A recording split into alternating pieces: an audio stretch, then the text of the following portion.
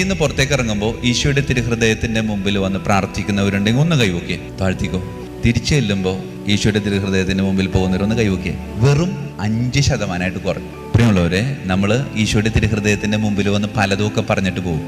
പക്ഷെ ഈശോ ഒറ്റ കാര്യം മാത്രം നമ്മളോട് പറഞ്ഞു, മോളെ നീ എവിടെ വേണമെങ്കിലും പൊക്കോ, എനിക്കതിനകത്തൊരു വിഷയം. നീ പോകുന്നതിന് മുമ്പ് 3-4 തുള്ളി ചോര വീഴുന്ന ചെറിയൊരു മുറിവുള്ളൊരു ഹൃദയമാണ് ഇത്. നീ കണ്ടിട്ട് പൊക്കോ.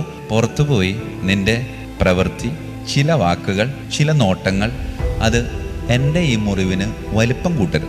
പൊക്കോ, തിരിച്ചു വരുമ്പോൾ ഒന്ന് കാണണോട്ടാ എന്ന് പറഞ്ഞുകൊണ്ടാണ് ഇറക്കി വിടുന്നത്. എങ്ങനെ തിരിച്ചു വരുമ്പോൾ കാണാനാണ്? അമ്മാതിരി ഡയലോഗും അമ്മാതിരി പെരുമാറ്റവും നമ്മൾ പുറത്ത് നടത്തിയേക്കണം. അതുകൊണ്ട് ചിലരൊക്കെ അടുക്കളയിൽ കൂടി വരും, ഇല്ലേ? ഉമ്മറത്തെ കൂടി പോകാനിച്ചിട്ട് പാടാം. പ്രിയമുള്ളവരെ, ഇത് നമ്മളുടെ ജീവിതത്തെ നമ്മൾ പാലിക്കണം. നമ്മളുടെ മക്കളെ നമ്മളിത് പഠിപ്പിക്കണം. വീട്ടിൽ നിന്ന് ഇറങ്ങി പോകുമ്പോൾ മാത്രമല്ല, തിരിച്ചു വരുമ്പോൾ ഈശോയുടെ തിരുഹൃദയത്തിന്റെ മുമ്പിൽ വന്നിട്ട് ഈശോയെ എൻ്റെ വീട്ടിലുള്ള ഒരു